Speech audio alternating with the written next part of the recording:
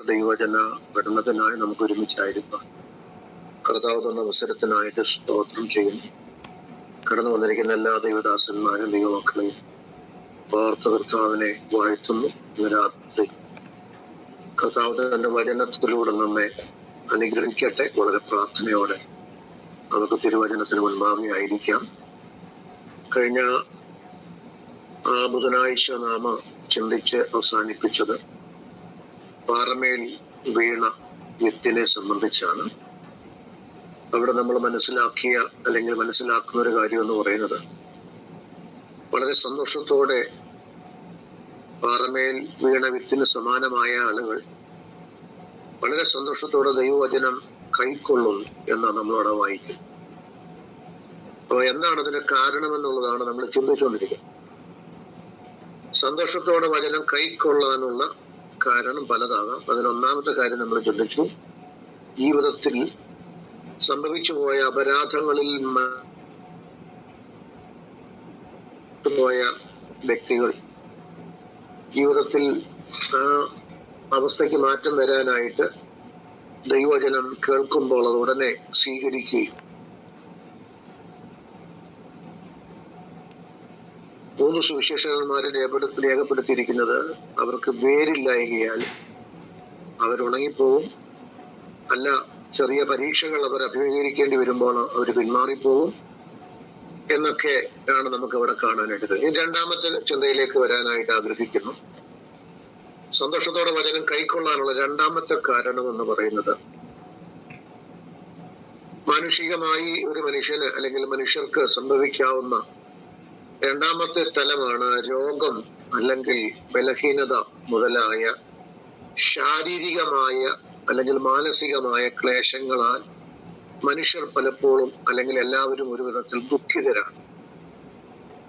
താൽക്കാലികമായി ലഭ്യമാകേണ്ട സൗഖ്യത്തിനായിട്ട്, അതിലൂടെ ലഭിക്കുന്ന മാനസിക ആശ്വാസത്തിനായിട്ട്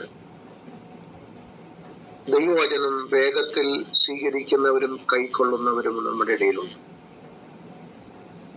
നമുക്കറിയാം, ഒരുപാട് പേരുടെ സാക്ഷ്യം നമ്മൾ പലപ്പോഴും കേൾക്കാറുണ്ട്.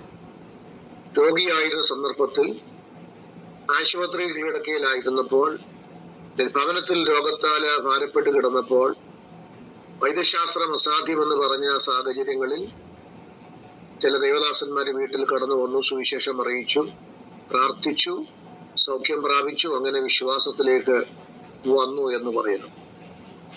അത് തെറ്റാണെന്നല്ല ഞാൻ ഒന്ന് പറഞ്ഞു തരുന്നതിന്റെ സാരം. പക്ഷേ അങ്ങനെയൊക്കെ ഉള്ള ജീവിതത്തിലെ ചില സാഹചര്യങ്ങളുടെ മാറ്റത്തിന്റെ അടിസ്ഥാനത്തിൽ ഒരു വ്യക്തി ദൈവവചനം വേഗത്തിൽ സ്വീകരിക്കാനുള്ള സാഹചര്യം സ്വാഭാവികമായിട്ട് ഉളവാക്കപ്പെടും. പക്ഷെ കർത്താവ് ഇവിടെ എല്ലാം പറയുന്നൊരു കാര്യം എന്ന് പറയുന്നത്, അങ്ങനെ ഉള്ള പ്രതികൂല സാഹചര്യം അല്ലെങ്കിൽ രോഗത്തിലോ ശാരീരിക ബലഹീനതയിലോ മാനസിക പ്രതിസന്ധിയിലോ ഒക്കെ ആയിരിക്കുമ്പോൾ ദൈവവചനം വേഗത്തിൽ ആരും സ്വീകരിക്കും. പക്ഷെ അവരുടെ പ്രശ്നം എന്ന് പറയുന്നത് അവർക്ക് വേരില്ല എന്ന് കർത്താവ് പറയും. അവർക്ക് ശരിയായ ദിശയിലുള്ള ഒരു വേരോട്ടം ദൈവവചനത്തോടുള്ള ബന്ധത്തിൽ ഉണ്ടാകാനുള്ള സാധ്യതകളില്ല. അതുകൊണ്ട് അവരുടെ ജീവിതത്തിൽ പെട്ടെന്നൊരു പ്രതിസന്ധി വന്നാല് അവർക്ക് വേരില്ലാത്തത് കൊണ്ട് വേഗത്തിൽ അവർ പിൻവാങ്ങി പോകുന്ന ഒരു സാഹചര്യം സംഭവിക്കും. അതാണ് ഈ പാറമേൽ വീണ വിത്തിന് സമാനമായ രീതിയിൽ ദൈവവചനം കൈക്കൊള്ളുന്നവരെയും സ്വീകരിക്കുന്നവർ. കാരണം അവരെ സംബന്ധിച്ച് അവരുടെ ആ താൽക്കാലികമായ പ്രശ്നപരിഹാരമാണ് അവരുടെ ഏറ്റവും പ്രാധാന്യത. അവരതിന് മാത്രമായിരിക്കും ഏറ്റവും കൂടുതൽ പ്രാധാന്യതയും മുൻഗണനയും നൽകുന്നത്. അത് പരിഹരിക്കപ്പെട്ട ചില ആളുകള് തിരിച്ച് പഴയ സ്റ്റേജിലേക്ക് തന്നെ മടങ്ങി പോകാറുണ്ട്. സൗഖ്യം പ്രാപിച്ച ആളുകളൊക്കെ തിരിച്ചുപോയ ആളുകളുണ്ട്. സൗഖ്യം ലഭിച്ചു കഴിഞ്ഞപ്പോൾ പിന്നെ ദൈവകൃപ അന്വേഷിക്കാത്ത ആളുകളെ നമ്മൾ കണ്ടിട്ടുണ്ട്. അപ്പൊ അത് വേരില്ലായ്മയാണ് അതിന്റെ പ്രധാനമായ കാരണമെന്ന് കർത്താവ് ശക്തമായ ഈ ഭാഗത്ത് വേരിനെ കുറിച്ചൊക്കെ നമുക്ക് ചിന്തിക്കാം. അപ്പം രണ്ടാമത്തെ വേഗത്തിൽ പെട്ടെന്ന് സന്തോഷത്തോടെ വചനം കൈക്കൊള്ളാൻ കാരണമാണ് രോഗം, ബലഹീനത മുതലായ ശാരീരിക ക്ലേശങ്ങളാൽ ദുഃഖിതരായിരിക്കുന്നവര് താൽക്കാലിക സൗഖ്യത്തിനായി, ആശ്വാസത്തിനായി എന്ന വണ്ണം അവർ വചനം വേഗത്തിൽ എന്ത് ചെയ്യുന്നു? കൈക്കൊള്ളുന്നു. പക്ഷെ അവര് പ്രശ്നപരിഹാരം എന്നതിലുപരി ഒന്നും അവരെന്ത് ചെയ്യുന്നില്ല, ആ ദൈവവചനം സ്വീകരിക്കുന്നതിലൂടെ ആഗ്രഹിക്കുന്നില്ല. അവരുടെ മോട്ടീവ് അല്ലെങ്കിൽ അവരുടെ ലക്ഷ്യം എന്ന് പറയുന്നത് അവരുടെ പ്രശ്നത്തിന് പരിഹാരം ഉണ്ടാകുക. പരിഹാരം വന്നു കഴിഞ്ഞാൽ അവര് വചനത്തെ തിരസ്കരിക്കാൻ സാധ്യത കൂടുതലാണ്. അല്ലെങ്കിൽ കൂടുതൽ വചനം ഗ്രഹിച്ചു മുന്നോട്ട് പോകാൻ താല്പര്യം അവരിൽ ഉണ്ടാകുക എന്നുള്ളത് അസ്വാഭാവികമാണ്. അതുകൊണ്ടാണ് കർത്താവ് പാറമേൽ വീഴുന്ന വിത്തിനോട് സാദൃശ്യപ്പെടുത്തി ആ ഭാഗത്ത് പറയാനുള്ള ഒരു കാരണം കൂടതാണ്. അവർക്കും എന്തില്ല, വേരെന്ന് പറയുന്ന സാധനം, ആഴത്തിലേക്ക് വളർന്ന ഒരു വേര് അവർക്കില്ല. ഇനി മൂന്നാമത്തെ കാര്യം കോമൺ ആണ്, നമുക്കറിയാം. സാമ്പത്തിക ഞെരുക്കം, അതുപോലെയുള്ള മറ്റ് കടഭാരങ്ങള്, അങ്ങനെ ഭൗതികമായ ഉപജീവന മാർഗമില്ലായ്മ, ഇങ്ങനെ പല നിലകളിലുള്ള ഭൗതികതയോട് ബന്ധപ്പെട്ടിട്ടുള്ള ഭാരങ്ങളോ പ്രയാസങ്ങളോ ഒക്കെ മനുഷ്യനെ എപ്പോഴും നിരാശയിലേക്കും ദുഃഖത്തിലേക്കും കൊണ്ടുപോകുന്ന സാഹചര്യം. ഇതിൽ നിന്ന് ഒരു മോചനം ലഭിക്കുമെന്ന വാഗ്ദാനങ്ങളിൽ പലരും എന്ത് ചെയ്യുന്നു? കുടുങ്ങിയല്ല, അത് വിശ്വസിക്കുന്നു. ആ മോചനത്തിന് വേണ്ടി അവരെന്ത് ചെയ്യുന്നു? ആളുകൾ പറയുന്ന സുവിശേഷത്തിലോ വചനത്തിലോ അവര് വേഗം അംഗീകാരം കൊടുക്കുന്നു, അല്ലെങ്കിൽ മനസ്സ് വയ്ക്കുന്നു. അവര് സന്തോഷത്തോടുകൂടെ എന്ത് ചെയ്യുന്നു? സ്വീകരിക്കുന്നു. ഒറ്റ ലക്ഷ്യമേ ഉള്ളൂ, അവരുടെ സാമ്പത്തിക ഞെരുക്കം എന്ത് ചെയ്യണം? മാറണം, കടഭാരം മാറണം, അല്ലെങ്കിൽ ഭൗതികമായ സാഹചര്യങ്ങൾക്കൊരു മേൽഗതി ഉണ്ടാകണം. അപ്പൊ അങ്ങനെയുള്ള ആവശ്യങ്ങൾക്കായിട്ട് ഇപ്പൊ നമ്മുടെ ഒറ്റ ഭാഷയിൽ പറയാൻ, വളരെ ദാരിദ്ര്യ അവസ്ഥയിലൂടെ കടന്നു പോകുന്നവരോട് നമ്മളാണെങ്കിലും ചെന്ന് സുവിശേഷം ഷെയർ ചെയ്യുമ്പോൾ എന്താ പറയുന്നത്? യേശുവിൽ വിശ്വസിക്കുക, കർത്താവിനെ കർത്താവായി സ്വീകരിക്കുക, ദാരിദ്ര്യവും പ്രയാസവും ബുദ്ധിമുട്ടും എല്ലാം മാറ്റി ഒരു ഉയർച്ചയിലേക്ക്, ഒരു അനുഗ്രഹത്തിലേക്ക്, ഒരു സമൃദ്ധിയിലേക്ക് നയിക്കുമെന്ന് സുവിശേഷം പറയുന്ന ഒരാള് സിറ്റുവേഷൻ വെച്ച് എപ്പോഴും സുവിശേഷം പറയത്തും. ഇപ്പൊ രോഗിയായി കിടക്കുന്ന ആളോട് പറയുന്നത് എന്താണ്? യേശു സൗഖ്യദായകനാണ്, അല്ലെ? ഏത് രോഗത്തെയും കർത്താവ് സൗഖ്യമാണ്. ഇപ്പൊ ജീവിതം അവസാനിപ്പിക്കാനായിട്ട് ആഗ്രഹിച്ചിരിക്കുന്ന ഒരാളോട് നമ്മൾ എന്താ പറയുന്നത്? ആത്മഹത്യ ഒന്നിനും പരിഹാരമല്ല, അത് ജീവിതത്തിൽ പ്രശ്നം ആരംഭിക്കുന്നതേ ഉള്ളൂ. ആത്മഹത്യ ചെയ്താല് ക്രിസ്തുവിലൂടെ മാത്രമേ ഇതിനൊക്കെ പരിഹാരമുള്ളൂ. ഒരു വ്യക്തി ഏത് സിറ്റുവേഷനിലാണോ ഇരിക്കുന്നത്, ഏത് സാഹചര്യത്തിലൂടെയാണോ കടന്നു പോകുന്നത്, ആ സാഹചര്യത്തെ ബേസ് ചെയ്താണ് എപ്പോഴും ആ വ്യക്തിയുമായിട്ട് സുവിശേഷം പങ്കുവെക്കത്തുള്ളൂ. കാരണം എന്നറിയാമോ? അതിനുള്ള സുവിശേഷം പറഞ്ഞെങ്കിലേ അദ്ദേഹം എന്ത് ചെയ്യത്തുള്ളൂ? അംഗീകരിക്കത്തുള്ളൂ, അല്ലെങ്കിൽ നമ്മളെ കേൾക്കാൻ തയ്യാറാണ്. അതൊരു പൊതുവായ കാര്യമായിരിക്കുമ്പോൾ ആ വ്യക്തി കേൾക്കുന്നതും ആ വ്യക്തിയുടെ ആ സാഹചര്യത്തിന്റെ വിടുതൽ എന്നുള്ള നമ്മൾ പറയുന്ന വാഗ്ദാനമാണ് ആ വ്യക്തിയെ ആശ്രയിക്കുന്നത്.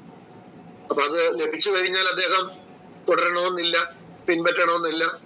അപ്പൊ ഇങ്ങനെയുള്ള, അല്ലെങ്കിൽ ഇനി തുടർന്നാൽ തന്നെ എന്തെങ്കിലുമൊക്കെ അതിനേക്കാൾ വലിയ പ്രശ്നങ്ങൾ ജീവിതത്തിൽ നേരിടേണ്ടി വരുമ്പോൾ അവര് പിന്മാറിപ്പോകുന്ന സാഹചര്യം സംഭവിക്കും. കാരണം എന്തില്ല, പാറമേലാണ് വീണിരിക്കുന്നത്, വേരില്ല. താഴോട്ട് വേരിറങ്ങി വളരാൻ തക്കവണ്ണമുള്ള സിറ്റുവേഷൻ പാറ ഒരിക്കലും നൽകുന്നില്ല. അപ്പൊ അതാണ് വേഗത്തിൽ ദൈവവചനം കൈക്കൊണ്ട് വിശ്വസിക്കുന്ന, അല്ലെങ്കിൽ വിശ്വസിക്കാൻ ഉണ്ടാകുന്ന സാഹചര്യങ്ങള് ലോകം മനുഷ്യരുടെ ഇടയിൽ ഉണ്ടാകാനുള്ള സാഹചര്യം അതാണ്. അപ്പൊ ശരിയായ മാനസാന്തരത്തോടു കൂടിയല്ല ഈ മൂന്ന് വിഭാഗത്തിൽപ്പെട്ട ആളുകളും ദൈവവചനം കൈക്കൊള്ളുന്നു. മൂന്ന് വിഭാഗം എന്ന് പറയുന്നത് ജീവിതത്തിന്റെ അപരാധങ്ങളിൽ മുഴുകി അതിന്റെ കുറ്റബോധത്തിൽ നീറിയിരിക്കുന്ന ഒരാള് സുവിശേഷം കേൾക്കുമ്പോൾ അദ്ദേഹത്തിന്റെ ലക്ഷ്യം എന്താണ്? ഈ അപരാധബോധത്തിൽ നിന്നൊരു മോചനം. ഒരു വലിയ മാനസാന്തരം ഒന്നും അദ്ദേഹത്തിന്റെ ജീവിതത്തിൽ ഉരുവാകണമെന്നില്ല. വചനത്തിന്റെ ആഴങ്ങളിലേക്ക് അദ്ദേഹത്തിന് പ്രവേശിക്കാൻ സാധ്യമാകണമെന്നില്ല. അദ്ദേഹത്തിന്റെ ലക്ഷ്യം തന്റെ ജീവിതത്തിന്റെ അത് മുഖാന്തരമുള്ള നിരാശയ്ക്ക് ഒരു മാറ്റം എന്ത് ചെയ്യണം. രണ്ടാമത്തെ കൂട്ടരെ കുറിച്ച് പറഞ്ഞ രോഗം, ബലഹീനത, അതുപോലെയുള്ള ശാരീരികമായിട്ടുള്ള മാനസികമായിട്ടുള്ള പ്രതിസന്ധികൾ, പ്രതികൂലങ്ങൾ ജീവിതത്തിൽ അഭിമുഖീകരിക്കുമ്പോൾ അതിന്റെ പരിഹാരത്തിനായിട്ട് എന്ത് ചെയ്യുന്നു? വചനം കൈക്കൊള്ളുന്നു, സ്വീകരിക്കുന്നു, വിശ്വസിക്കുന്നു. മൂന്നാമത് സാമ്പത്തികമായ അല്ലെങ്കിൽ ഭൗതികമായ ജീവിത സാഹചര്യങ്ങൾ വളരെ മോശമാണ്. ജീവിതത്തിൽ എന്നും ആഗ്രഹിക്കുന്ന ഒരു വസ്തുതയാണ് ഈ അവസ്ഥയിൽ നിന്നൊരു മോചനം ഉണ്ടാകണം, ഒരു മാറ്റം ഉണ്ടാകണം, സാമ്പത്തികമായിട്ടൊരു ഭദ്രത ഉണ്ടാകണം. അപ്പൊ അത് സുവിശേഷത്തിലൂടെ ലഭിക്കും, ക്രിസ്തുവിലൂടെ ലഭിക്കുമെന്നുള്ളൊരു വാഗ്ദത്വം നമ്മൾ പറഞ്ഞാൽ അത് ആഗ്രഹിച്ചിരിക്കുന്ന, അത് സ്വപ്നം കണ്ടുകൊണ്ടിരിക്കുന്ന ഏതൊരു മനുഷ്യനും എന്ത് ചെയ്യും? ആ വേഗത്തിൽ ആ വചനം കൈക്കൊള്ളും, സ്വീകരിക്കും. പക്ഷെ ഇവർക്കൊക്കെ സംഭവിക്കുന്ന ഒരു കാര്യം എന്ന് പറഞ്ഞാല് ആഴമായ ഒരു മാനസാന്തരം അവരുടെ ജീവിതത്തിൽ വരാനുള്ള സാധ്യതകൾ ഇല്ല എന്നുള്ളതാണ്. അവര് വചനം കൈക്കൊള്ളും, പക്ഷേ അവർക്ക് നിലനിൽപ്പില്ലാതെ പോകുന്നതിന്റെ കാരണമെന്ന് പറയുന്നത്. നമുക്കറിയാം, ഈ കർത്താവ് പറയുന്ന അല്ലെങ്കിൽ കർത്താവ് പറഞ്ഞ സുവിശേഷമോ ശിഷ്യന്മാര് പറഞ്ഞ സുവിശേഷമോ അതുപോലെ അപ്പോസ്തലന്മാര് പറഞ്ഞ സുവിശേഷമോ ഒന്നും ഈ രോഗസൗഖ്യത്തിനും കടവും ഞെരുക്കവും ഭാരവും ദുരിതവും മാറാനും ജീവിതത്തിന്റെ സാഹചര്യങ്ങളെ മെച്ചപ്പെടുത്താനും ഒക്കെ ഉള്ള സുവിശേഷമൊന്നുമല്ല അവര് പറഞ്ഞത്. അവര് പറഞ്ഞ സുവിശേഷം എന്ന് പറയുന്നത് നിത്യതയിൽ പ്രവേശിക്കാനും സ്വർഗത്തിൽ പോകാനും ഏകമാർഗം ക്രിസ്തുവാണ്. ആ ക്രിസ്തുവിലൂടെ മാത്രമേ നിത്യത പ്രാപിക്കാനായിട്ട് സാധ്യമാകത്തുള്ളൂ. ആ നിത്യത പ്രാപിക്കാനുള്ള സുവിശേഷമാണ് അവര് പങ്കുവച്ചത്.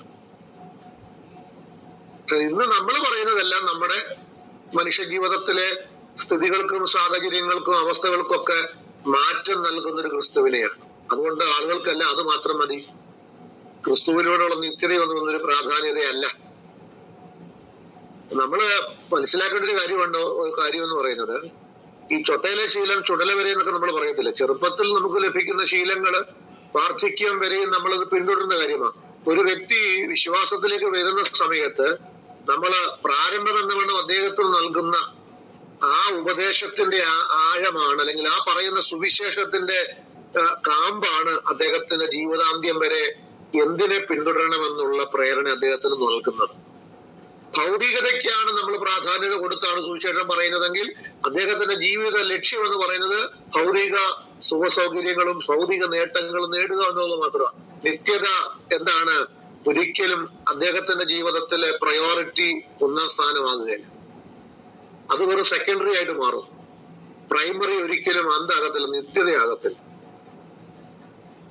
അത് അതിന്റെ വ്യത്യാസമാണ്. അപ്പൊ നമ്മൾ എന്താണോ തുടക്കത്തിൽ ഒരു വ്യക്തിയുടെ ആരംഭത്തിൽ ആ വ്യക്തിക്കകത്തേക്ക് കൊടുക്കുന്നത്, അതാണ് അദ്ദേഹത്തിന്റെ അവസാനം വരെ അദ്ദേഹത്തെ നിയന്ത്രിക്കുന്ന പ്രധാന ഘടകം എന്ന് പറയുന്നത്. അപ്പൊ അത് വളരെയധികം ശ്രദ്ധിച്ചു സുവിശേഷം നമ്മൾ ആളുകൾക്ക് നൽകാൻ തയ്യാറായെങ്കിലേ നിലനിൽക്കുന്ന ഒരു ഫലമുള്ള ഒരു വ്യക്തിയെ നമുക്ക് സൃഷ്ടിച്ചെടുക്കാനായിട്ട് എന്ത് ചെയ്യത്തുള്ളൂ, സാധിക്കത്തുള്ളൂ. ഇല്ലെങ്കിൽ 4, 5, 6 കൊല്ലമൊക്കെ ഇതിനകത്ത് ഇങ്ങനെ കറങ്ങി തിരിഞ്ഞാൽ എന്ത് ചെയ്യും? ശീതവാനും അല്ല ഉഷ്ണവാനും അല്ലാത്ത അവസ്ഥയില് പിന്നെ ജീവിതാന്ത്യം മുഴുവൻ എന്ത് ചെയ്യും? ദൈവസഭയ്ക്കകത്തിരുന്ന് മറ്റുള്ള കൂട്ടുവിശ്വാസികൾ ഉപദ്രവവും പ്രയാസവും അവനെ മുൻപോട്ട് വിടാത്ത വിധത്തില് ഇവൻ മുഖാന്തരമുള്ള പ്രയാസങ്ങളും ദുരിതങ്ങളും ഉണ്ടാക്കി മറ്റുള്ളവരെ കൂടെ നിത്യതയിൽ കൊണ്ടുപോകാൻ അനുവദിക്കാത്ത വിധത്തിൽ ഒരാളായിട്ടിരിക്കും ദൈവസഭയ്ക്കകത്ത്. അപ്പൊ പൗലോസ് പറയുന്ന വാക്ക് നമുക്കറിയാം, ഒരുവനാൽ ഒരുവൻ എന്ത് ചെയ്യാൻ പാടില്ല? ഒടുങ്ങിപ്പോകാൻ ഇടയാകല്ലേ, അല്ലെ?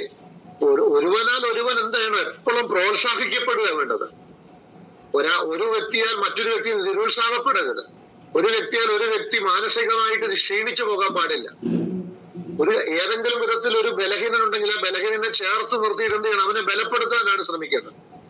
അത് ഒരു നല്ല ആത്മീയത കൈവരിക്കാൻ കഴിഞ്ഞൊരു വ്യക്തിക്ക് മാത്രമേ അങ്ങനെ ഒരാളെ ഡെവലപ്പ് ചെയ്തെടുക്കാനായിട്ട് എന്ത് ചെയ്തൊരു സാധിക്കത്തുള്ളൂ. അല്ലാതെ ഇങ്ങനെ ഈ താൽക്കാലിക കാര്യസാധ്യങ്ങൾക്ക് വേണ്ടിയിട്ടൊക്കെ സുവിശേഷം കേട്ടും വചനം കേട്ടും ദൈവസഭയ്ക്കകത്തേക്ക് വന്നതൊക്കെ ഒരു സമയം കഴിഞ്ഞാൽ മറ്റുള്ളവർക്ക് വളരെ പ്രതിസന്ധി സൃഷ്ടിക്കുന്നവരായി, പ്രതികൂലം ഉളവാക്കുന്നവരായിട്ട് മാറും. അത് ഇന്ന് നമ്മുടെ സഭകൾക്കകത്ത്, നമ്മുടെ ശുശ്രൂഷയിൽ, നമ്മുടെ കണ്ണിന് മുൻപിൽ നമ്മളത് പല വ്യക്തി ജീവിതങ്ങളെയും വ്യക്തമായി നമ്മൾ കാണുകയും നമ്മൾ അവരെ മനസ്സിലാക്കുകയും ചെയ്യും. പക്ഷെ നമ്മളൊരു കാര്യം മനസ്സിലാക്കണം, ഇത് കുറെ വളർന്നു കഴിഞ്ഞാൽ പിന്നെ ഇതിനെ നമുക്ക് തിരുത്തിയെടുക്കാനായിട്ട് എന്ത് ചെയ്യത്തില്ല, സാധിക്കും. നമ്മളെ നാട്ടിലൊരു ചൊല്ലില്ലേ, പിന്നെ നമ്മളൊരു വാഴ വെക്കുകയാണെങ്കിലും പോലും നമ്മള് അത് കൊലച്ചു കഴിഞ്ഞേച്ച് അതിന് വളമിട്ടിട്ട് വലിയ പ്രയോജനമില്ല. ഉണ്ടായ കാ ചിലപ്പോ ഒന്ന് വണ്ണം വെക്കുന്നുള്ളതേ ഉള്ളൂ. പക്ഷെ അത് വെച്ച നാൾ മുതൽ നന്നായി പരിചരിക്കുകയാണെങ്കിൽ 10ഉം 12ഉം പടലയുള്ള വലിയ വാഴക്കൊല ചിലപ്പോൾ ലഭിച്ചെന്ന് വരും, അല്ലെ? പിണ്ടിക്ക് വളം വെച്ചിട്ടുണ്ടില്ല, യാതൊരു ഫലവും ഇല്ല എന്ന് പറയുന്നത് പോലെയാണ് ഒരവസ്ഥ കഴിഞ്ഞു പോയ ഒരു വിശ്വാസിയെ നമുക്ക് തിരുത്തിയെടുക്കാനായിട്ട് എന്ത് ചെയ്യത്തില്ല, സാധിക്കത്തില്ല. ഏതൊരു മനുഷ്യനെയും നമുക്ക് നന്നാക്കിയെടുക്കാം. അതിന്റെ തുടക്കം നന്നായി നല്ല നിലയിൽ ആരംഭം കുറിക്കപ്പെടാനായിട്ട് സാധിച്ചെങ്കിൽ മാത്രമേ നമുക്ക് ഏതൊരു വ്യക്തിയെയും ദൈവരാജ്യത്തിനും ദൈവസഭയ്ക്കും പ്രയോജനമുള്ളവരാക്കി തീർക്കാൻ പറ്റും. അതെന്താ? ആ വ്യക്തിയെ വചനം അല്ലെങ്കിൽ വചനം അദ്ദേഹത്തോട് പറഞ്ഞ് അദ്ദേഹത്തെ രക്ഷയിലേക്ക് നയിക്കുന്ന സമയത്ത് അദ്ദേഹത്തെ നല്ല നിലത്ത് വീണ വിത്തിന് സമാനമായ നിലയിൽ അദ്ദേഹത്തെ നമുക്ക് മുൻപോട്ട് വളർത്തിക്കൊണ്ടുവരാനായിട്ട് സാധിക്കണം. അല്ലാതെ ഈ പാറസ്ഥലത്ത് വീണ വിത്ത് പോലെയോ വഴിയിൽ വീണ വിത്ത് പോലെയൊക്കെ ദൈവവചനം അംഗീകരിച്ചവരും സ്വീകരിച്ചവരുമായ ആളുകൾ അവരൊന്നും ആരല്ല, പ്രയോജനമുള്ളവരല്ല. കാരണം അതൊക്കെ താൽക്കാലികമായ ആവശ്യങ്ങളുടെ നിവൃത്തീകരണത്തിനു വേണ്ടി സുവിശേഷം കേട്ടവരും അംഗീകരിച്ചവരും ദൈവസഭയിലേക്ക് കടന്നു വന്നവരുമായിട്ടുള്ള ആളുകളായിട്ട് മാറും. അതാണ് ഇതിന്റെ ഏറ്റവും വലിയ പ്രത്യേകത എന്നുള്ളത് നമ്മൾ മനസ്സിലാക്കേണ്ടിയിരിക്കുന്നു. ഇനി ശ്രദ്ധിച്ചാട്ട്, ഈ പാറമേൽ വീണ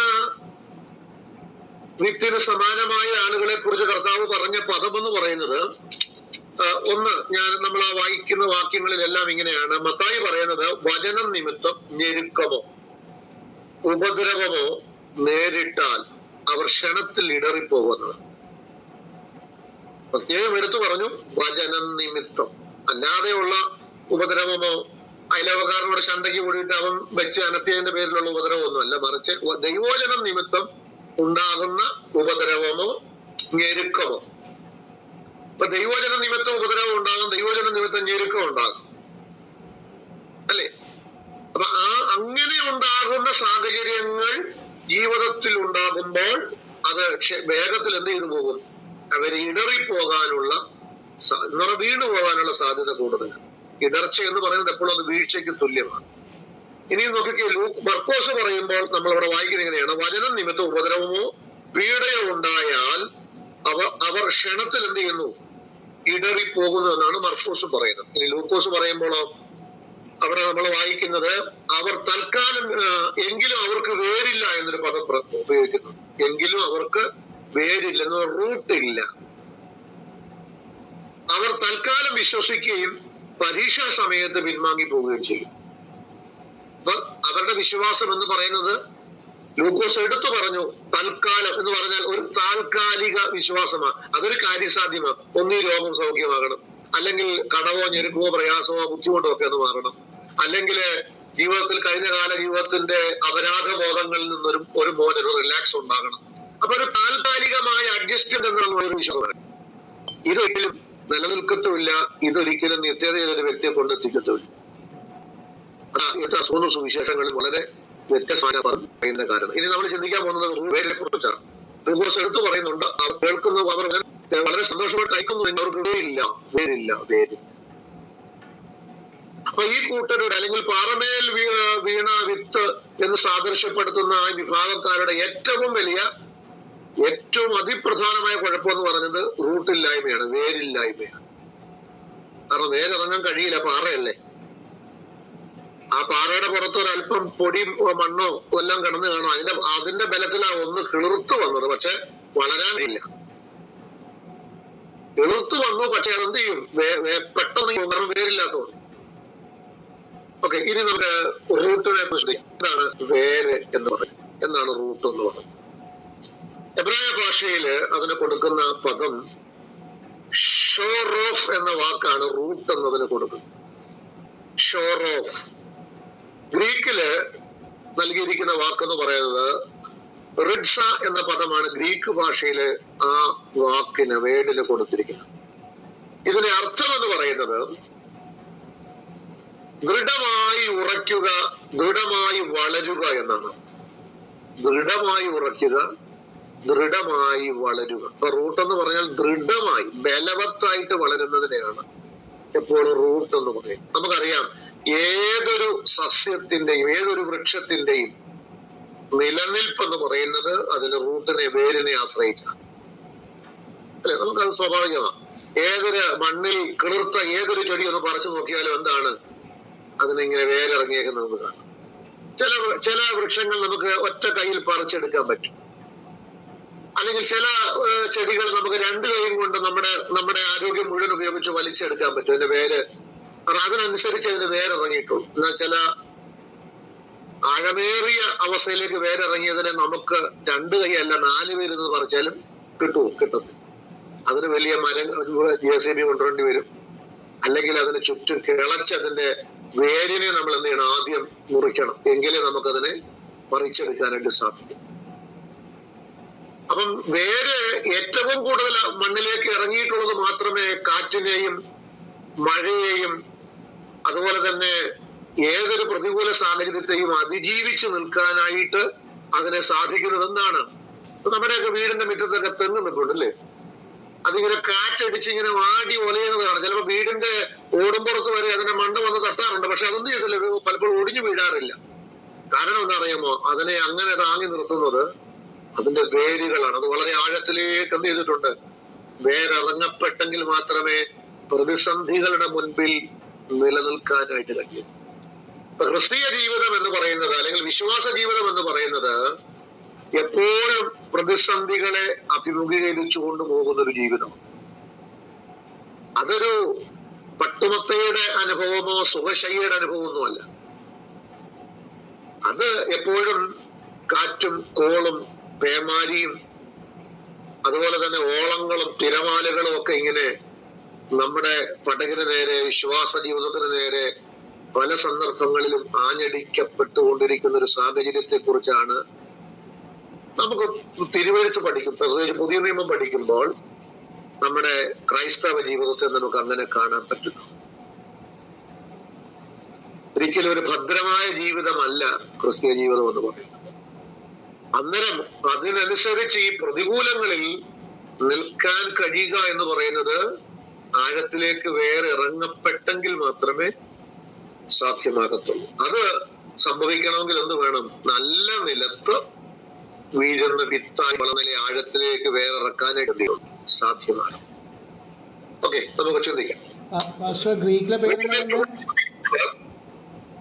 ചോദിച്ചോല്ലോ.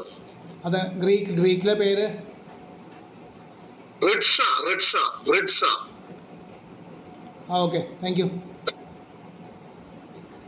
യെശയ്യാ പ്രവാചകന്റെ പുസ്തകം 11-ാം അധ്യായത്തിന്റെ 10-ാമത്തെ വാക്യം നമ്മൾ വായിക്കുമ്പോൾ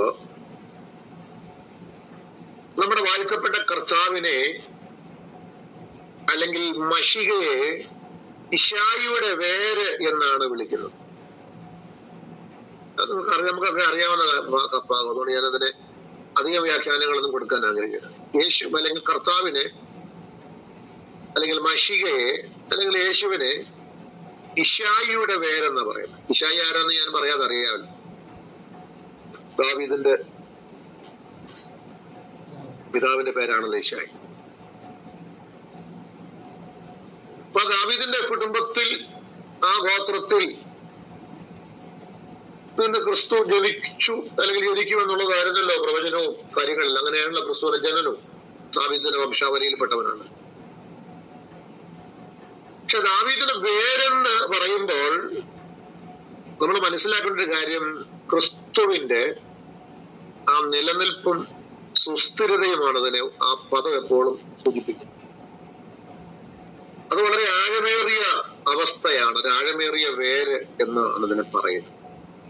അതൊന്നും അത്രയ്ക്ക് മാറ്റമില്ലായ്മ, മാറാത്തവൻ, എന്നും എന്നേക്കുമുള്ളവൻ എന്നൊക്കെയുള്ള പദം ആ റൂട്ടാണത്. ആ റൂട്ട് അങ്ങനെ മുൻപോട്ട് പോയി നമ്മൾ കാണാം.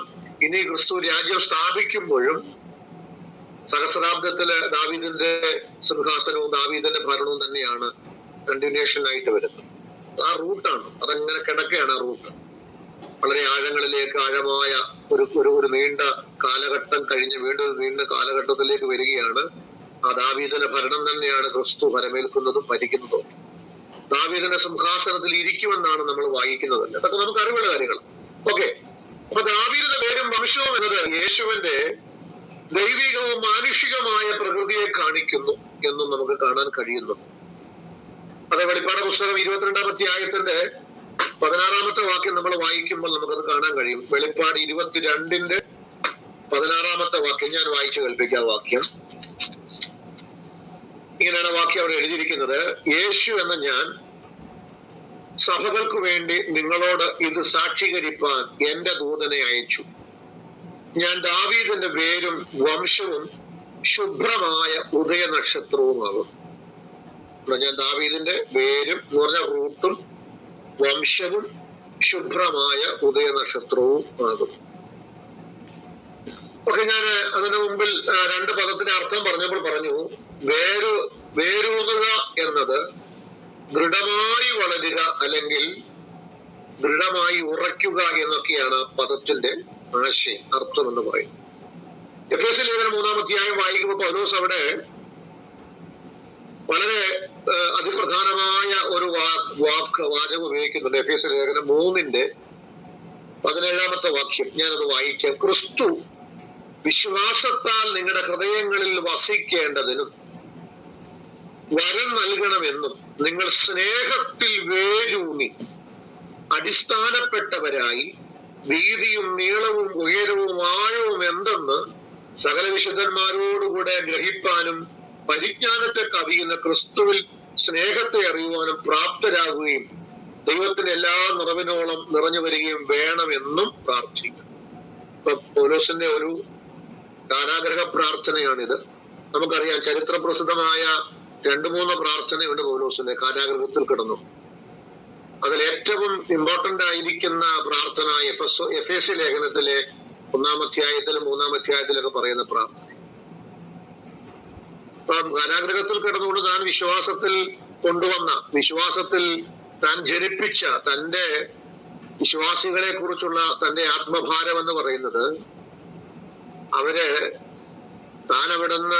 വിശ്വാസത്തിൽ കൊണ്ടുവന്ന് താൻ അവിടുന്ന് മാറിപ്പോയി കഴിഞ്ഞേച്ചാൽ അവര് എങ്ങനെയെങ്കിലുമൊക്കെ ജീവിച്ചോ നശിച്ചോ പൊക്കോട്ടെ എന്നൊരു ചിന്തയൊന്നുമല്ല. ഇപ്പൊ നമ്മളൊരു സമയം ശുശ്രൂഷിച്ചാൽ നമുക്ക് അവിടെ 3 കൊല്ലം ഉണ്ടെങ്കിൽ 3 കൊല്ലത്തെ ഉത്തരവാദിത്വമേ നമുക്കുള്ളൂ. അത് കഴിഞ്ഞാൽ പിന്നെ നമ്മൾ അവരെ ഓർക്കാറുമില്ല, അവർക്ക് വേണ്ടി പ്രാർത്ഥിക്കാറുമില്ല. നമുക്ക് നേരമില്ല. നമ്മൾ പിന്നെ പുതിയ ഇടത്തെത്തിക്കഴിഞ്ഞാൽ പിന്നെ അവിടുത്തെ സാഹചര്യങ്ങളൊക്കെ ആയിട്ട് നമ്മളങ്ങ് പോകും. പക്ഷെ പൗലോസൊന്നും അങ്ങനെയല്ല. പൗലോസൊക്കെ ആരംഭത്തിൽ നേടിയ വിശ്വാസിയെ ഏറ്റവും ഒടുവിൽ നേടിയ വിശ്വാസിക്കൊപ്പം നിർത്തി പ്രാർത്ഥിക്കുന്ന ഒരു പ്രവണത ആർക്കുണ്ട്? പൗലോസിനുണ്ട്. കാരണം എന്താ? പൗലോസിന്റെ ആത്യന്തികമായ ലക്ഷ്യം എന്ന് പറയുന്നത്, താൻ മുഖാന്തരം ക്രിസ്തുവിനെ അറിഞ്ഞ ആരും എന്ത് ചെയ്യരുത്, നശിച്ചു പോകരുത്. അവര് നിത്യതയിൽ എന്ത് ചെയ്യണം? എത്തണം. അവരെ സ്വർഗത്തിൽ വെച്ച് തനിക്ക് കർത്താവിനോട് കൂടെ കാണണമെന്നൊരു ആഗ്രഹം തന്റെ ഉള്ളിൽ രൂഢമായിട്ട് ജനിക്കപ്പെട്ടപ്പോൾ. അതുകൊണ്ടാണ് ഇങ്ങനെയുള്ള പ്രാർത്ഥനകളൊക്കെ നമ്മൾ പൗലോസിന്റെ പ്രാർത്ഥന നമ്മൾ കാണും. ഇവിടെ നമ്മൾ വായിച്ച വാക്യത്തിനകത്ത് പൗലോസ് പറയുന്നത് നോക്കിക്കേ, പിന്നെ നിങ്ങളുടെ ഹൃദയങ്ങളിൽ ക്രിസ്തു വിശ്വാസത്താൽ നിങ്ങളുടെ ഹൃദയങ്ങളിൽ വസിക്കേണ്ടതിന് വരം നൽകണമെന്നും നിങ്ങൾ സ്നേഹത്തിൽ എന്ത് ചെയ്യണം? റൂട്ട് താഴേക്ക് ഇറങ്ങണം. സ്നേഹത്തിന്റെ വേര് എത്രത്തോളം അതിന്റെ ആഴങ്ങളിലേക്ക് ഇറങ്ങാനായിട്ട് കഴിയുമോ അത്രത്തോളം ഇറങ്ങണം. ആ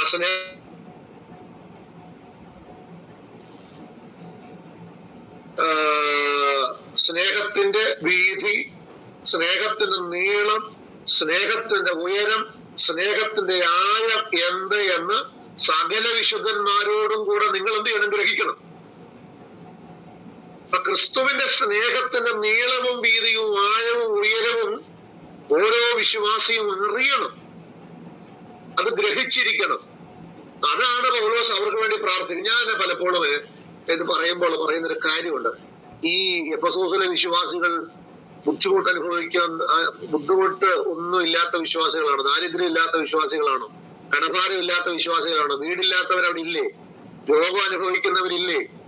അവരുടെയൊക്കെ ആരോഗ്യത്തിനും സൗഖ്യത്തിനും അവരുടെ ഉപജീവന മാർഗങ്ങളുടെ ലഭ്യതയ്ക്കും വേണ്ടി എന്താ പൗലോസ് പ്രാർത്ഥിക്കാത്തത്?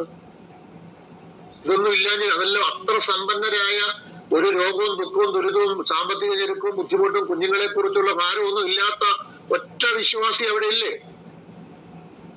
ഇന്നത്തെക്കാട്ടിലും കൂടുതൽ ആ കാലഘട്ടത്തിൽ ആ ബുദ്ധിമുട്ടും പട്ടിണിയും ദാരിദ്ര്യവും ഞെരുക്കവും സാമ്പത്തിക ഭദ്രതയില്ലായ്മയും ഉള്ളത്. ഇതെല്ലാം ഇന്നത്തേക്കാട്ടിലും 100 മടങ്ങ് ഉണ്ടായിട്ടും ഇതൊന്നും മാറാനായിട്ടല്ല പൗലോസ് അവരെ ഓർത്ത് പ്രാർത്ഥിക്കുന്നത്. അതൊക്കെ കർത്താവ് അതാത് സമയത്ത് മാറ്റിക്കൊള്ളുന്ന പൗലോസിനുള്ള നിശ്ചയമുണ്ട്. കാരണം ആ പൗലോസ് തന്നെ പറയുന്നത് ഫിലിപ്പി ലേഖനം എഴുതുമ്പോൾ, എന്റെ ദൈവമോ നിങ്ങളുടെ ബുദ്ധിമുട്ടൊക്കെയും തന്റെ മഹത്വത്തിന് ധനത്തിനൊത്തവണ്ണം ക്രിസ്തുവേശ്വരനെയും തീർത്തു തരുന്നൊരു ദൈവമാണ്. അതുകൊണ്ട് എനിക്ക് പ്രാർത്ഥിക്കാനുള്ളത് നിങ്ങളുടെ ബുദ്ധിമുട്ട്, സാമ്പത്തിക ബുദ്ധിമുട്ട് മാറാനുള്ളതല്ല, മറിച്ച് അതിനേക്കാൾ അപ്പുറമായിട്ട് എനിക്ക് പ്രാർത്ഥിക്കാനുള്ളത് നിങ്ങൾ യേശു ക്രിസ്തുവിന്റെ സ്നേഹത്തിന്റെ ആഴവും ഉയരവും നീളവും അത് നിങ്ങൾ നന്നായിട്ട് ഗ്രഹിക്കണം. അത് നിങ്ങൾ തിരിച്ചറിയണം. നമ്മൾ ഈ പലപ്പോഴും ക്രിസ്തുവിന്റെ സ്നേഹത്തെ കുറിച്ച് കേൾക്കുന്നത് എവിടെയാണ്? സുവിശേഷം കേട്ട നാളുകളിലല്ലേ. പിന്നെ നമ്മൾ എവിടെ യേശു ക്രിസ്തുവിന്റെ സ്നേഹത്തെ കുറിച്ച് കേൾക്കുന്നത്? അല്ലെ, നമ്മൾ സ്നേഹത്തിന്റെ ആഴങ്ങളൊന്ന് മനസ്സിലാക്കാൻ ശ്രമിച്ചിട്ടുണ്ട്. നമ്മൾ ക്രിസ്തുവിന്റെ സ്നേഹത്തെ കുറിച്ച് എന്താ നമ്മൾ കേട്ടിട്ടുള്ളത്? ഇത്രയേ ഉള്ളൂ. പിന്നെ തന്റെ ഏകജാതനായ പുത്രനിൽ വിശ്വസിക്കുന്ന ഏവനും നശിച്ചു പോകാതെ നിത്യം പ്രാപിക്കുന്ന ലോകത്തെ സ്നേഹിച്ചു. പിതാവിന്റെ സ്നേഹം ക്രിസ്തുവിനെ തന്നുകൊണ്ട് ക്രിസ്തുവിന്റെ സ്നേഹം പ്രാപിക്ക് വേണ്ടി മരിച്ചു. ഇത്ര മാത്രമേ നമ്മൾ ഒരു ലെവലിൽ നിന്നുകൊണ്ട് മാത്രമേ യേശു ക്രിസ്തുവിന്റെ സ്നേഹത്തെ നമ്മൾ പലപ്പോഴും മനസ്സിലാക്കും. ഇവിടെ പൗലോസ് പറയുന്ന വാചകം എന്ന് പറയുന്നത് ആ സ്നേഹത്തിലേക്ക് എന്ത് ചെയ്യണമെന്ന് വേറെ ഇറങ്ങണം ഓരോ വിശ്വാസി. അതിന്റെ നീളം, അതിന്റെ വീതി, അതിന്റെ ആഴം എത്ര വലുതാണോ അത്രത്തോളം എന്ത് ചെയ്യണം? അതൊരു റൂട്ട് മാപ്പായിട്ട് നമ്മൾ വരച്ചാല് ക്രിസ്തുവിന്റെ സ്നേഹത്തിന്റെ ഒരു ബോർഡിൽ എഴുതിയാൽ ക്രിസ്തുവിന്റെ സ്നേഹത്തിന്റെ നീളം അങ്ങേത്തലക്കിലും വീതി ഇങ്ങേത്തലക്കിലും നീളം അങ്ങേത്തലക്കിലും ഉയരം അങ്ങേത്തലക്കിലും എഴുതിയാൽ ഈ 4 മേഖലയിലേക്കും എന്നിലും നിങ്ങളിലും ഒക്കെ ആ സ്നേഹത്തിന്റെ വേരെന്ത് ചെയ്യണം? ഇറങ്ങിച്ചെല്ലണം. അതിന്റെ നീളത്തിലേക്കും വീതിയിലേക്കും ആഴത്തിലേക്കും ഉയരത്തിലേക്കും ആ 4 പോർഷനിൽ ഒരുപോലെ ക്രിസ്തുവിന്റെ സ്നേഹത്തെ നമുക്ക് മാനസികമായിട്ട് ഉൾക്കൊള്ളാൻ കഴിയുമ്പോൾ മാത്രമേ യഥാർത്ഥ ആ സ്നേഹം നമുക്ക് മനസ്സിലാക്കാനായിട്ട് പറ്റുള്ളൂ. ആ സ്നേഹം നമ്മുടെ അകത്ത് മനസ്സിലാക്കി അത് ഉളവാകുമ്പോഴേ നമുക്ക് ആ സ്നേഹത്തിൽ മറ്റുള്ളവരെ സ്നേഹിക്കാനായിട്ട് കഴിയത്തുള്ളൂ. അല്ലെങ്കിൽ നമ്മളെല്ലാവരും സ്വസ്നേഹികളായിട്ട് സെൽഫിഷുകളായിട്ട് മാറിപ്പോകുന്നതിന്റെ കാരണം അതാണ്. നമ്മൾ കർത്താവിന്റെ സ്നേഹത്തെ യഥാർത്ഥമായിട്ട് എന്ത് ചെയ്യുന്നില്ല?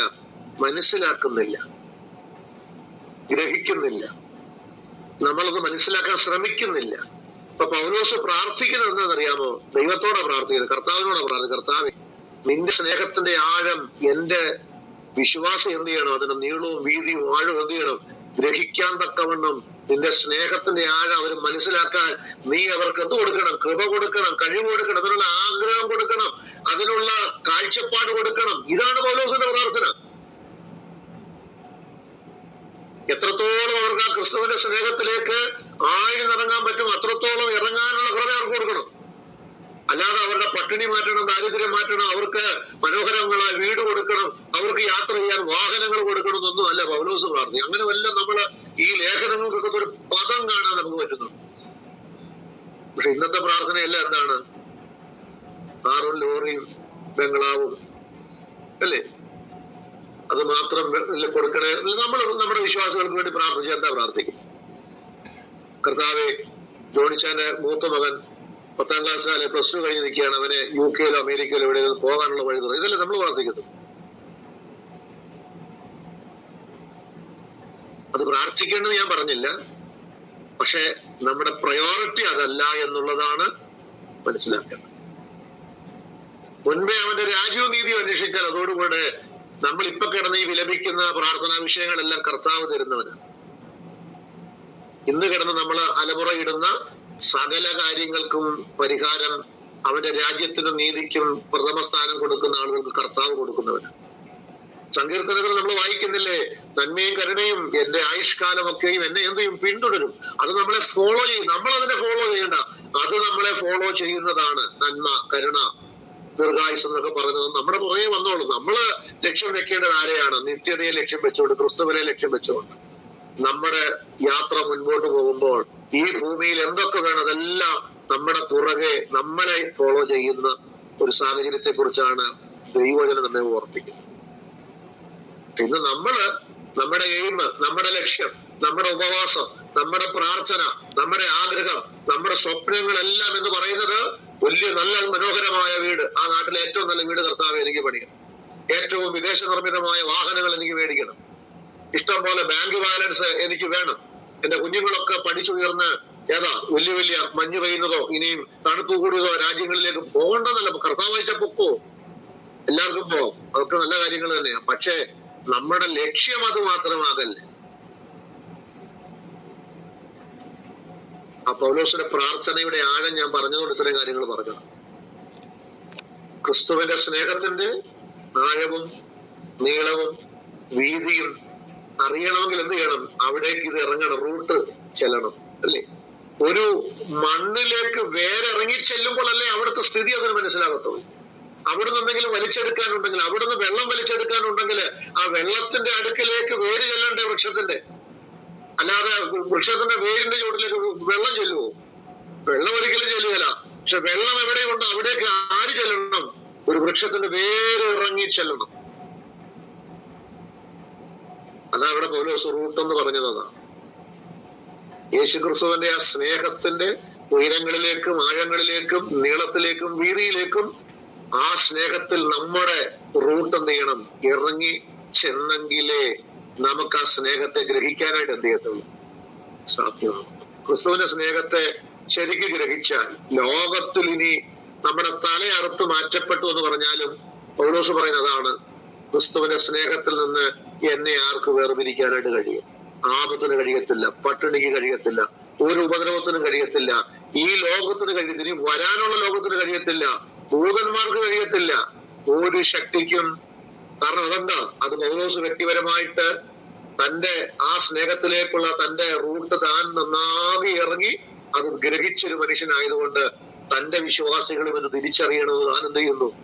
താൻ ഗ്രഹിച്ച് അവർക്ക് വേണ്ടി എന്ത് ചെയ്യാണ്? ഹൃദയംഗമായിട്ട് പ്രാർത്ഥിക്കും. ഓക്കെ, നമുക്ക് മുന്നോട്ട് വരാം.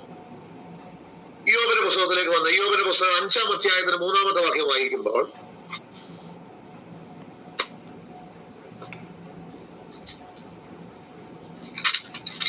ഇയ്യോബ് 5-ന്റെ 3-ാമത്തെ വാക്യം എങ്ങനെയാണ്?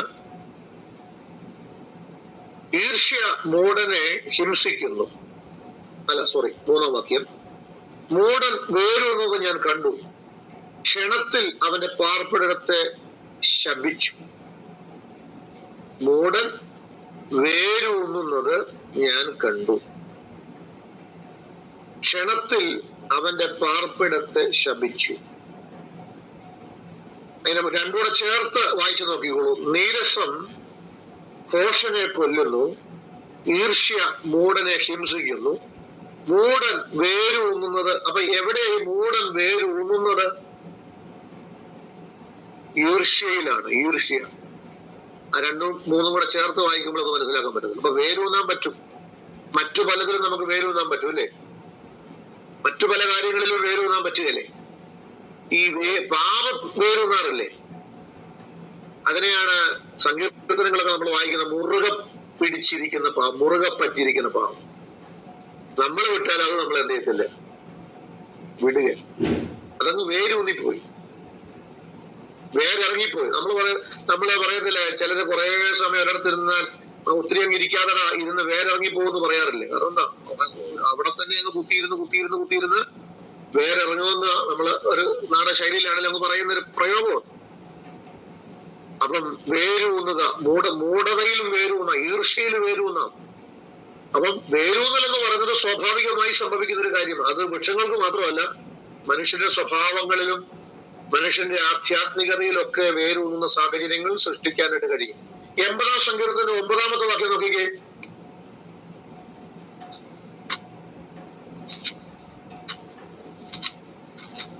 എൺപതാം സങ്കീർത്തനത്തിന്റെ 9-ാമത്തെ വാക്യം ഞാൻ വായിക്കാം. ദാ ഇങ്ങനെയാണ് വാക്യം വരുന്നത്. ജാതികളെ നമ്മൾ വായിക്കുമ്പോൾ മിസ്രയീമിൽ ഒരു മുന്തിരിവള്ളി കൊണ്ടുവന്നു, ജാതികളെ നീക്കി അതിനെ നട്ടു, നീ അതിന് തടവെടുത്തു, അത് വേരൂന്നി ദേശത്ത് പടർന്നു. അപ്പൊ അത് ശ്രദ്ധിച്ചോ, അത് വേരൂന്നി ദേശത്ത് പടരുവാൻ ഇടയായത്. അത്രയ്ക്ക് അത് വേരൂന്നിയത് കൊണ്ടാണ് ഒരു ദേശം മുഴുവൻ പടരുന്നത്. എത്രത്തോളം ആഴത്തിലേക്ക് വേരൂന്നാൻ പറ്റുന്നു അതിനനുസരിച്ച് അതിനെന്തുള്ളൂ, പടർച്ച ഉണ്ടാകത്തുള്ളൂ. ആ സങ്കീർത്തനക്കാരൻ എഴുതി, ആ ഇസ്രായേൽ എന്ന് പറഞ്ഞ ജാതിയെ കുറിച്ച് പറയുന്നല്ലേ. അവര് വേരൂന്നി ദേശത്തെല്ലാം പടർന്നു. അത് പടരാനുള്ള കാരണം എന്താ? അത് അവര് ദൈവത്തിൽ അത്രയ്ക്ക് വേരൂന്നപ്പെട്ട ആളുകൾ. യഹോവയിൽ, ന്യായപ്രമാണത്തിൽ അവര് വേരൂന്നിയവരാ. 1-ാം സങ്കീർത്തനമൊക്കെ നമ്മൾ വായിക്കുമ്പോൾ അത് തന്നെയല്ലേ പറയുന്നത് അല്ലെ? അവർ ആറ്റരികത്ത് നട്ടിരിക്കുന്നതും തക്കകാലത്ത് ഫലം കായ്ക്കുന്നതും ഇലവാടാത്തതുമായ വൃക്ഷം. അപ്പം ആറ്റരികത്ത് ഒരു വൃക്ഷം നട്ടാല് ആറ്റിലെ വെള്ളത്തിന് നനവുള്ളിടം വരെയും അതിന്റെ ആ വൃക്ഷം എന്ത് ചെയ്യും? വേരൂന്നി കടന്നു പോകും.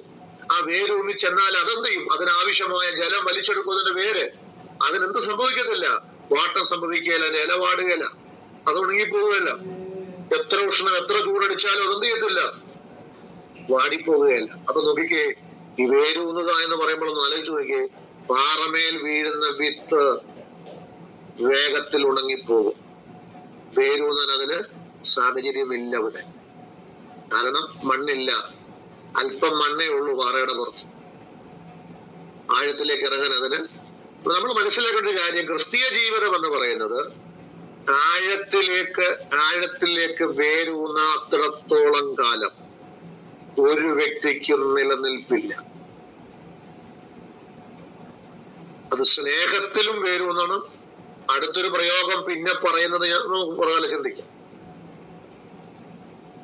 അപ്പം എത്രത്തോളം നമുക്ക് വേരൂന്ന് അതിനെ റൂട്ട് കടന്നു പോകാനായിട്ട് സാധിക്കുമോ അത്രത്തോളം നിലനിൽപ്പാണ്, അത്രത്തോളം അഭിവൃദ്ധിയാണ്, അത്രത്തോളം അനുഗ്രഹമാണ്.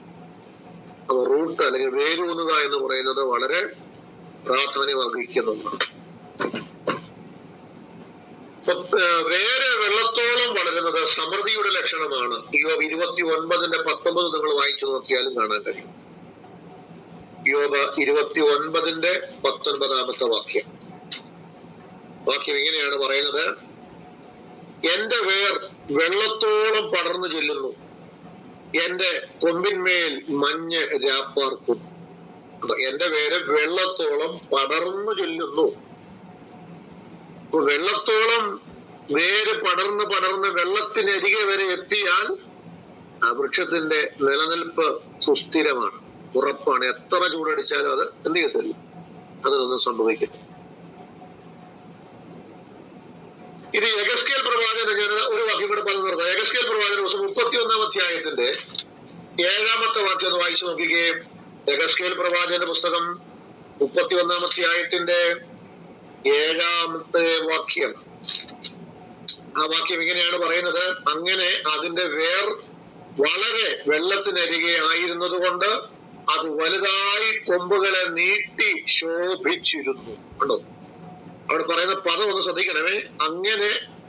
ഇങ്ങനെ അതിന്റെ വേർ വളരെ വെള്ളത്തിനരികെ, കണ്ടോ, വളരെ വെള്ളത്തിനരികെ ആയിരുന്നത് കൊണ്ട് അത് വലുതായി കൊമ്പുകളെ നീട്ടി ശോഭിച്ചിരുന്നു. അപ്പം വലിയ കൊമ്പ് ശോഭിക്കത്തക്ക നിലയിലേക്ക് ഒരു വൃക്ഷത്തിന്റെ കൊമ്പ് വളർന്നു വലുതാകണമെങ്കിൽ അതിന്റെ വേര് അതിനനുസരിച്ച് വെള്ളത്തിനരികിലേക്ക് ചെല്ലാൻ കഴിഞ്ഞെങ്കിലേ സാധിക്കും. അത്ര ആഴങ്ങളിലേക്ക് അതിന്റെ വേരിറങ്ങിച്ചെന്ന വൃക്ഷങ്ങൾക്ക് മാത്രമേ എന്ത് ചെയ്യാൻ സാധിക്കത്തുള്ളൂ, ശോഭിച്ചു നിൽക്കാനും വേഗത്തിൽ. നമ്മൾ ആ സുവിശേഷങ്ങളിൽ വായിച്ച എന്താണ്, അവര് ക്ഷണത്തിൽ എന്ത് ചെയ്യുന്നു, പരീക്ഷ നിമിത്തം ഇടറിപ്പോകും. അപ്പൊ പെട്ടെന്നാണ് എന്താ നാശം, പെട്ടെന്നാണ് ക്ഷീണം, പെട്ടെന്നാണ് പിന്മാറ്റം. പക്ഷെ വേരുണ്ടെങ്കിലോ പെട്ടെന്നല്ല, ഒരിക്കലും പിന്മാറ്റം സംഭവിക്കത്തില്ല. റൂട്ട് വളരെ പ്രധാനമേറിയിരിക്കുന്ന ഒരു വസ്തുത എന്നുള്ളത് നിങ്ങൾ മനസ്സിലാക്കാനായിട്ട് ഞാൻ ഓർപ്പിച്ചിട്ടുള്ളൂ. 2 വാക്യം കൂടെ പറഞ്ഞ് ഞാൻ വേഗത്തിൽ അങ്ങ് അവസാനിപ്പിച്ചേക്കാം. ഹോശേയ പ്രവാചക പുസ്തകം 9-ാം അധ്യായത്തിന്റെ ഹോശേയ 9:16 ഒന്ന് വായിച്ചോളൂ. ആ വാക്യം 9:16 ഞാൻ വായിക്കാൻ എടുത്തു. വാക്യം എങ്ങനെയാണ് നമ്മൾ വായിക്കുന്നത്? എഫ്രീമിനെ പുഴുക്കത്ത് പിടിച്ചു, അവരുടെ വേർ ഉണങ്ങിപ്പോയി. കേട്ടോ, എഫ്രീമിന് പുഴുക്കുത്ത് പിടിച്ചു, അവരുടെ വേര് ഉണങ്ങിപ്പോയെന്ന് നമ്മളോട് വായിക്കും.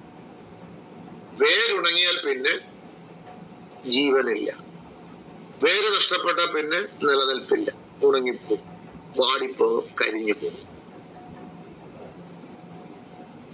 നമ്മുടെ വാഴ്ത്തപ്പെട്ട കർത്താവിനെ മശികയുടെ താഴ്ചയിലെ ഉത്ഭവത്തെ കുറിച്ചും നമ്മൾ വായിക്കുമ്പോൾ യെശയ്യാ 53:2 ഒരു വാക്ക് കിടപ്പുണ്ടല്ലേ, അവൻ വരണ്ട നിലത്ത് വേരൂന്നുന്നത് പോലെയും. അങ്ങനല്ലേ നമ്മൾ വായിക്കുന്നത്? യേശുവിന്റെ കഷ്ടാനുഭവങ്ങളെ കുറിച്ചൊക്കെ നമ്മൾ ധ്യാനിക്കുന്ന ആ യെശയ്യാ 53:2 അധ്യായത്തിൽ ആ വാക്യം അങ്ങനെയാണ്. അവൻ വരണ്ട നിലത്ത് നിന്ന് വേര് മുളയ്ക്കുന്നത് പോലെയും. കണ്ടോ, അവൻ വരണ്ട നിലത്ത് നിന്ന് വേര് മുളയ്ക്കുന്നത് പോലെയും. അപ്പം വരണ്ട നിലത്ത് വേര് മുളച്ച വേര് ആഴത്തിലേക്ക് ഇറങ്ങിയില്ലെന്നാണ്, അതിന് നിലനിൽപ്പുണ്ട്, അവന് നിലനിൽപ്പുണ്ട്. അതുകൊണ്ടാണ് ക്രിസ്തുവിനെ മശിഹയെ അവരെ ഉപദ്രവിച്ചെന്ന് പറഞ്ഞാലും, അവരെ അടിച്ച് അവന്റെ വിലാപ്പുറങ്ങള് ഉഴുതുമറിച്ചെന്ന് പറഞ്ഞാലും ക്രിസ്തുവിനെ അവർക്ക് നശിപ്പിക്കാൻ, ഇല്ലാതാക്കാൻ കഴിഞ്ഞില്ല. കാരണം അവൻ വരണ നിലത്തുനിന്ന് വേര് മുളയ്ക്കുന്നത് പോലെ അവന്റെ വളർച്ച. കർത്താവ് പറഞ്ഞ വാക്കതാണ്, പാറസ്ഥലത്ത് വീണ വിത്ത് വേരില്ലായാൽ എന്താണ്? വേഗം വാടിപ്പോകും, വേഗം ഉണങ്ങിപ്പോകും, വേഗം അവർ പിന്മാറിപ്പോകും, അവര് വേഗം കേട്ട വചനത്തെ ത്യജിച്ചു കളയും. ഇതാണ് വേര് എന്ന് നമുക്ക് മനസ്സിലായി. ഇനി വേരിന്റെ രണ്ടർത്ഥം കൂടെ അടുത്ത ആഴ്ചയിൽ നമുക്ക് ദൈവം അനുവദിച്ചാൽ, ഞാൻ നാട്ടിലായിരിക്കും, നാട്ടിൽ നിന്ന് നമുക്ക് ചിന്തിക്കാൻ. കർത്താവ് നമ്മെ സഹായിക്കട്ടെ. ഈ വചന ചിന്തകൾ രാത്രി നിങ്ങൾക്ക് അനുഗ്രഹമാകട്ടെ. God bless you. ആമേൻ. നമുക്ക് ദൈവ